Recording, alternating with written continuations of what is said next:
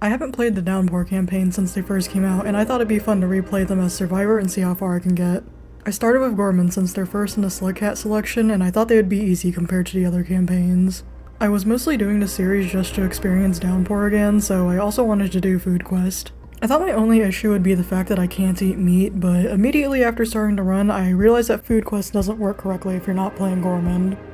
My first thought was to just carry around Gorman so that they could eat the food objectives without otherwise contributing to the run, but then I thought it would be funny to just leave Gorman in the shelter and have Survivor bring all the food objectives to the shelter for them to eat.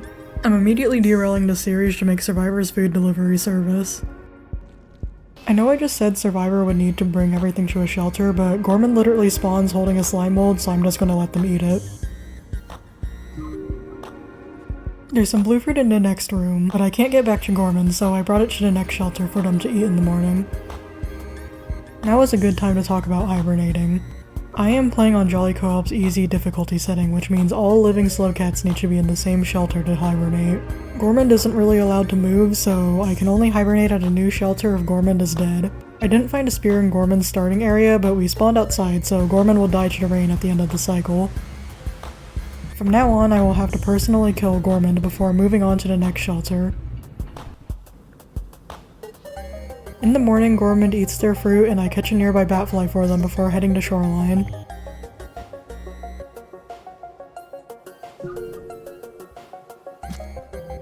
In Shoreline, I got some bubble fruit from right outside of our shelter.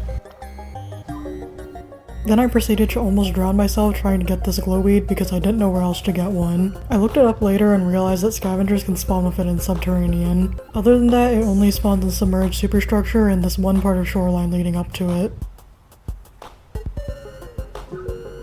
I also learned that if Gorman is still alive, the shelter won't close until the cycle ends.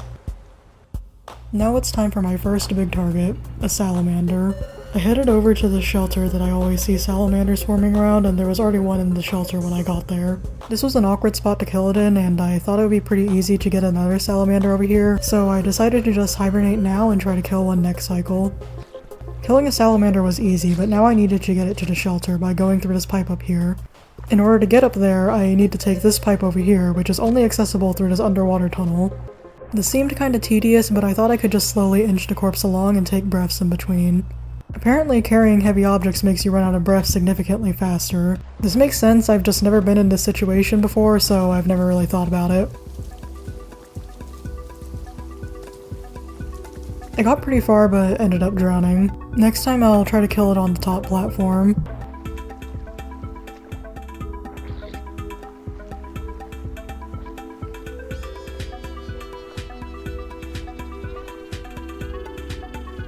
I accidentally knocked a salamander down and I was worried that it would flee to its den since I had already hit it once, so I decided to just kill it and attempt the underwater path again.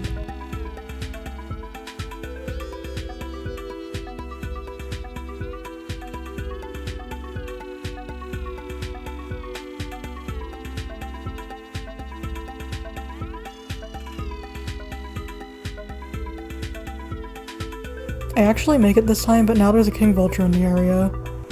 I wait about 30 seconds before deciding to just go for it.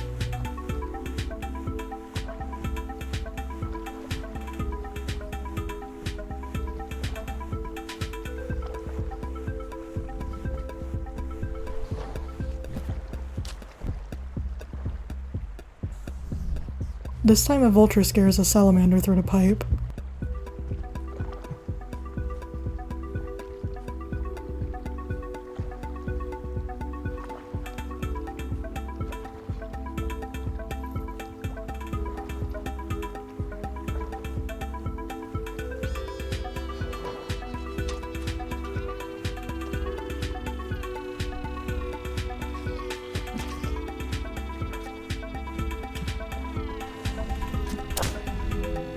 I'm just gonna move on and deal with this later. Since I want to do Food Quest ending, I eventually need to talk to 5 Pebbles to open Outer Expanse. I don't feel like going through Shaded Citadel and the Underhang right now, so I'm just gonna take the long way around to get to the wall. On my way to Garbage Waste, I grab a jetfish which is light enough to carry while climbing poles. I leave the jetfish in the shelter and then decide to see how much Karma the Gate needs. I come back to the shelter and my jetfish is gone. I have no idea what happened, but it was pretty easy to get a replacement.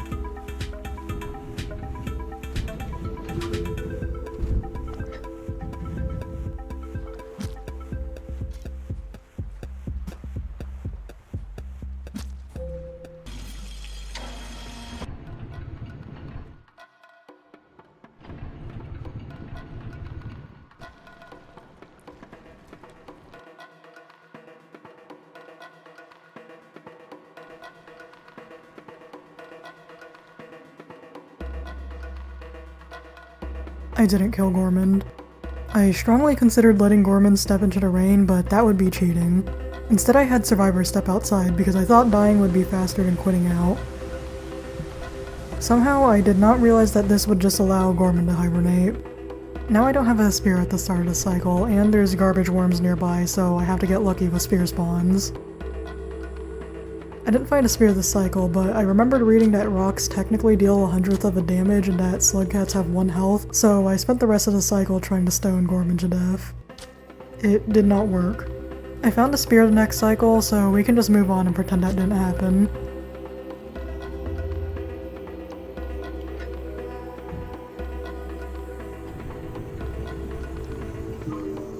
Gormand has now eaten our mushroom and we can continue our journey to the wall.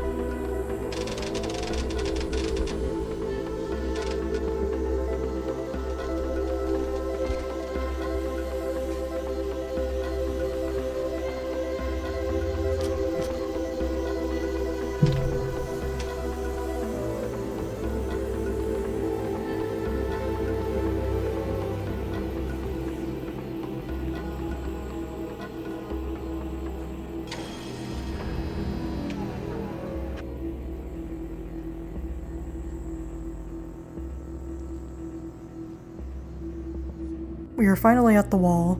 I fetch a nearby grapple worm for Gormand and start my quest for a yellow lizard. They aren't super close to the shelter, but I thought it'd be pretty easy to drag them down and let gravity do most of the work.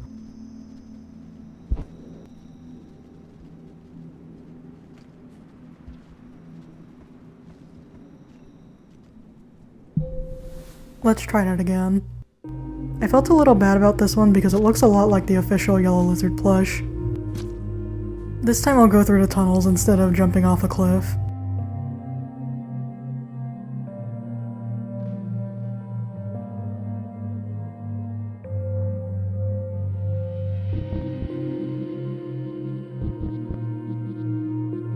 I somehow did not think about the fact that you need to climb a pole to get into the shelter, and lizards are too heavy to climb poles with.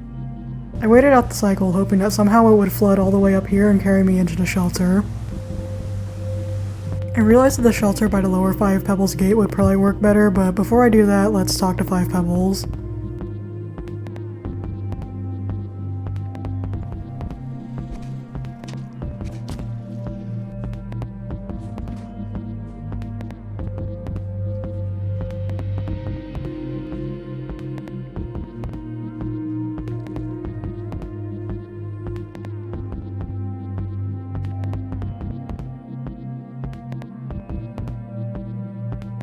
The 5 Pebbles dialogue went perfectly normal.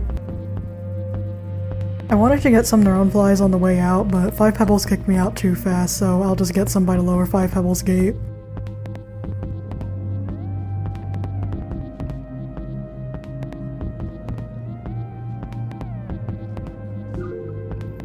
Now it's yellow lizard time.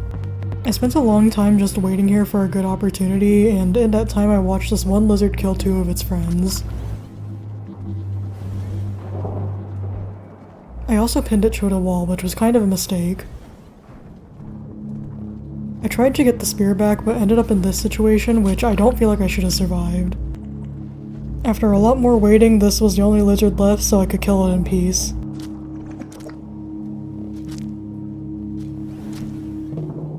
At this moment, I started to worry that the lizard might make me fall too fast, but it worked out.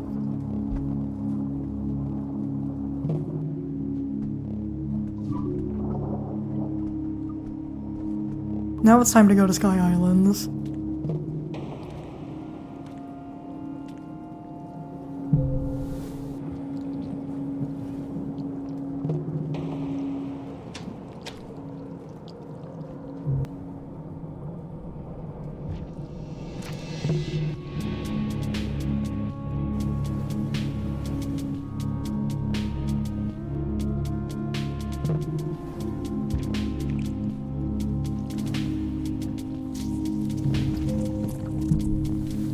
I have an idea. There's this water-filled room in Subterranean that I usually see salamanders in. I don't really remember what the right side of this room looks like, but I know it leads to this room in Filtration that has a shelter that should be lizard accessible. While I'm there, I can also get a gooey duck and a mole lizard, and then I can head back up towards Sky Islands. Also, I forgot some stuff in Shoreline, so I can pick those up along the way.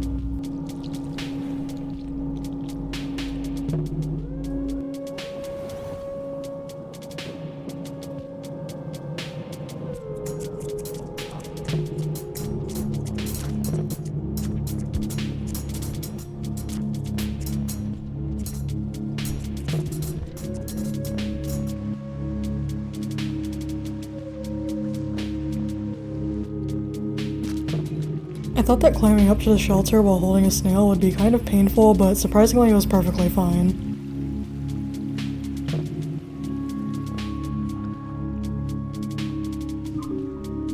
I also grabbed a nearby jellyfish before continuing to Subterranean.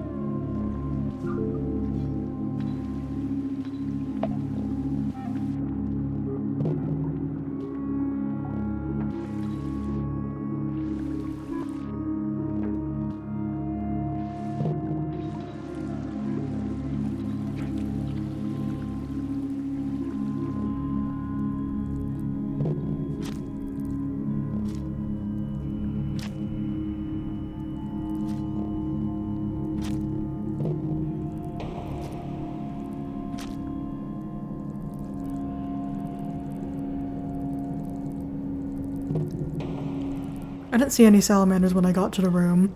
While editing, I realized that some of the salamander spawns were replaced by Cyans in this campaign, but at the time I thought they were just hiding from this Leviathan. In the end, it didn't matter because the pipe in the next room is not salamander accessible. I'll try again in Drainage System, and if that doesn't work out, I'll try to look up a better location than that shoreline shelter.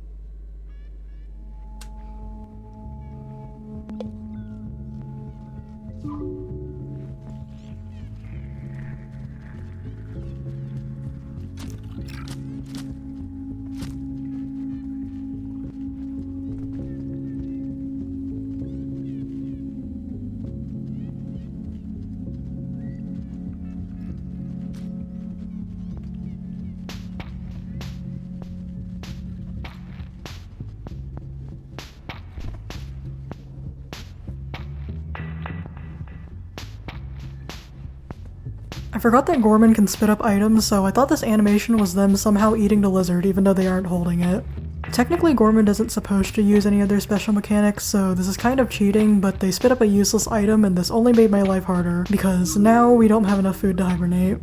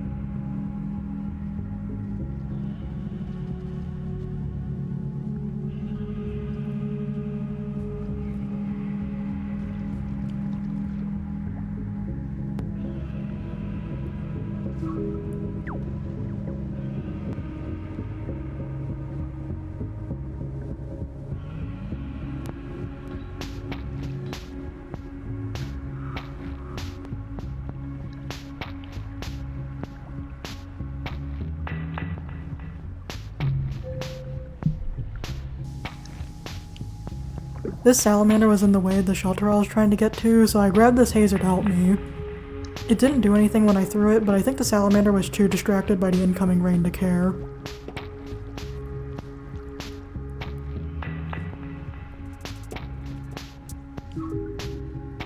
Now it's time to go back to salamander hunting. I don't go through drainage system very often, so I just started wandering around until I found this shelter, which seemed promising. I tried luring the salamander into the next room for a while, but eventually a new one showed up and it was in a much better position.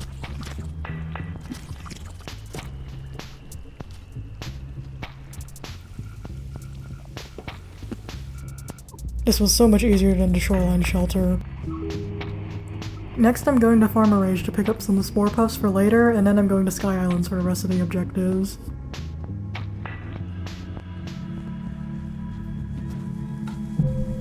I could have just left this clip out, but I feel obligated to explain myself.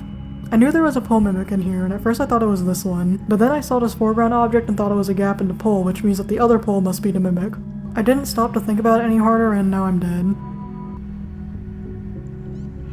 In Sky Islands, I killed an egg bug, and after a slightly sketchy encounter with a cyan lizard, I got it to the shelter for Gormand.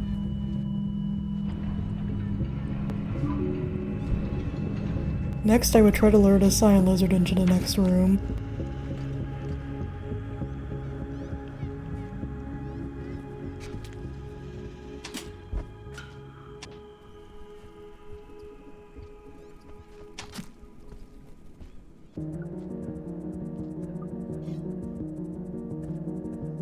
Gormand has been evicted from the shelter. I didn't really make a strict rule set for this run, so I wasn't really sure what to do about this situation. The fact that every creature decided that it wanted to be in this room right now was not helping.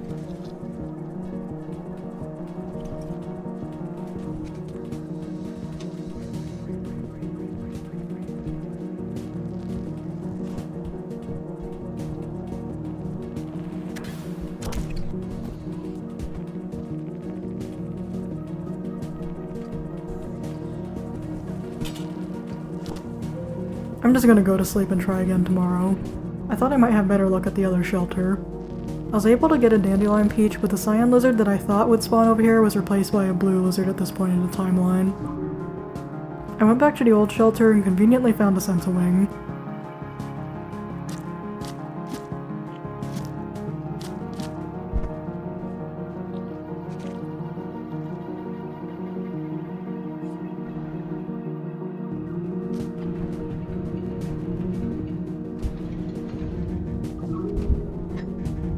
I tried to clean up the shelter, but the Sentawing was too heavy to carry out. I don't know why that lizard just turned into the sun, but maybe it can help me.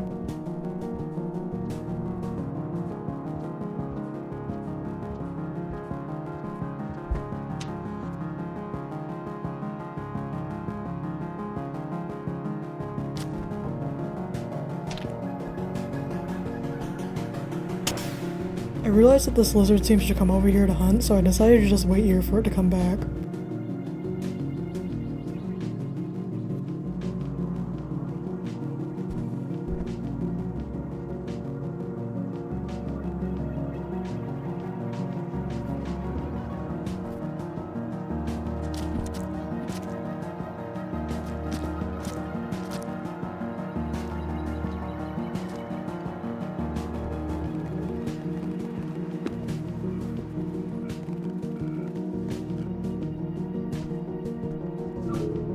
I had no idea how I was supposed to kill Gormand in this mess, so I just waited for the rain and planned to passage out in the morning. While I was waiting, I had dinner and decided to stop playing for today. I also forgot what I was doing and quit out of the game without passaging. Unfortunately, the next cycle was a long one. I didn't really want to wait again, and the shelter felt like slightly less of a mess today, so I decided to try to kill Gormand.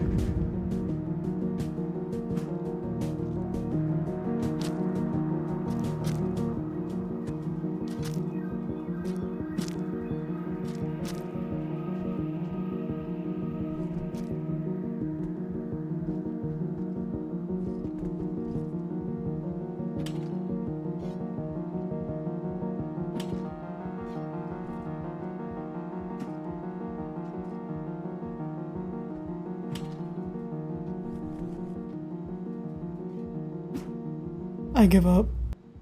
Since I have to wait again, I should probably talk about the final objective, the red centipede. I assume that dragging a red centipede around will be basically impossible, so I'm gonna have to kill one either inside of or right next to a shelter. The only spawns I remembered were the ones in Pipe Yard and Subterranean, and neither is directly next to a shelter. Trying to lure a red centipede through several rooms without dying sounded really painful, and I didn't really want to deal with that if I didn't have to, so I looked up the red centipede spawns. Without using the lineage system, there are 3 red centipede spawns, and the one location that I didn't remember was the one right next to a shelter. Originally I wanted to go into this with 2 spore puffs for a more reliable centipede kill, but it's so close to the shelter that I decided to just brute force it with 1. I was supposed to hibernate here before trying to kill the centipede, but it was in a really good position, so I had to try.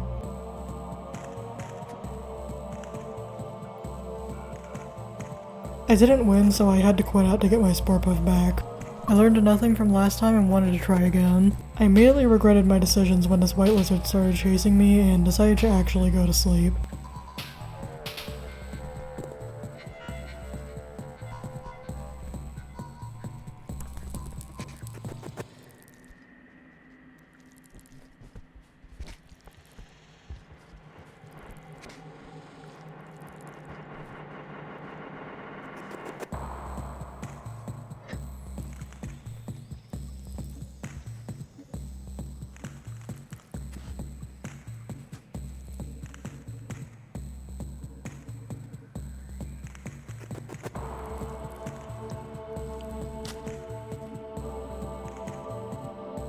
I thought the centipede was going to get away, but I managed to finish it off with the help of the scavenger.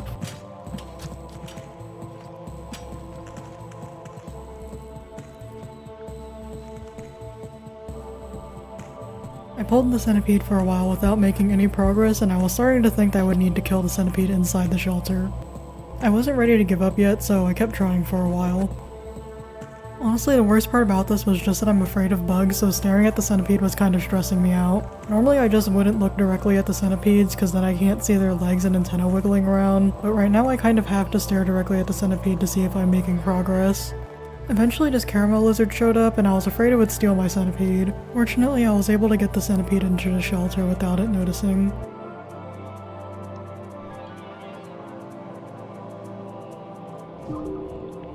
The scavengers took all the nearby spears, so I had to wait out the rest of the cycle, but Food Quest is finally done. Now all that's left to do is head to Journey's End.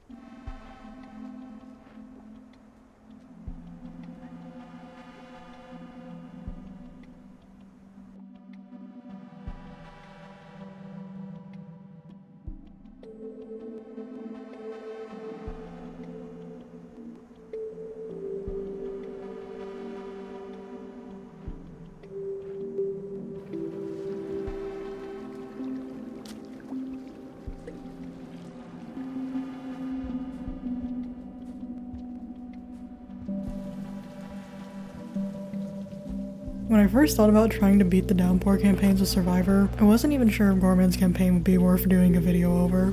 This run was pretty different from the original idea, and I don't even know if it should count as part of the series, but it was still pretty fun to do. I feel like I should probably have more concluding thoughts, but I'm bad at doing conclusions.